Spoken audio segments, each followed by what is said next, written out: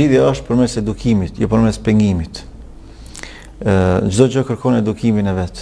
Andaj edhe përdorimi i mjeteve të caktuar, siç është telefoni dhe asetet tjera teknologjike, kërkojnë edukim, sepse në një botë kaq të zhvilluar nuk mund ta izolosh fëmijën. Pra është e pamundur që fëmijët ti pengosh nga realiteti aktual, sepse një gjë e tillë është e pamundur. Pra nuk mbulohet dielli me shosh.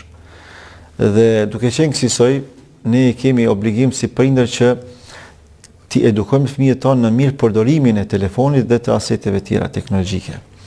Sepse kjo përbën një lloj aftësie, një lloj zhvillimi që do të jep mundësinë fëmijëve tonë që të përfitojnë shumë, sidomos në aspektin e formimit dhe të ndërgjegjësimit të vetvetes, në aspektin e arsimimit e kështu me radhë, por duhet ta bëjmë vazhdimisht me mbikëqyrje prindërore. Fillimisht duhet të ketë një ndërgjegjësim, atë që ne në terminologjinë islame takvalluk e quajmë. Pra duhet të ketë një devocion tek fëmijët tonë, zatën formimi i tyre fillon nga veçlia e tyre. Dhe në qoftë se ne anashkalojmë edukimin e fëmijëve tonë në veçli, pastaj do të kemi probleme serioze në rini e mos flasim në periudhat pak më të pjekura të fazave të tyre jetësore.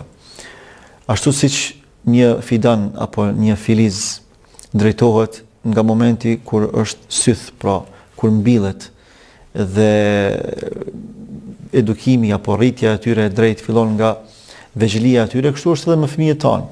Sa më të vegjël që të jenë, më mirë drejtohen, më mirë orientohen, më mirë edukohen. Dhe prindrit duhet të kenë kujdes në këtë drejtim. Pra nuk duhet ta anashkalojnë fazën e tyre fëminore, sepse është fazë e cila përthith çdo gjë. Pra është fazë kopjuese. Fëmijët as nuk dëgjojnë, as nuk lexojnë, por kopjojnë.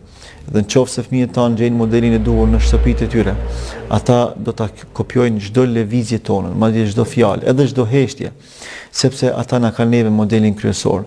Ne jemi heronjët e fëmijëve tanë. Pra, baba dhe nana janë heronjët e fëmijëve të tyre. Ata i shohin si njerëzit më të veçantë. Dhe duke qenë se kjo botë apo kjo epokë teknologjike kërkon një vëmendje maksimale, atëherë ne duhet fillimisht të japim përparësi edukimit të tyre devocional. Pra duhet që fëmijët tanë t'i mësojmë se Allahu sheh edhe atëherë kur prindi nuk sheh. Kësaj ne do t'i mbrojmë fëmijët tanë nga hipokrizia, nga mashtrimi, nga fshehtësia.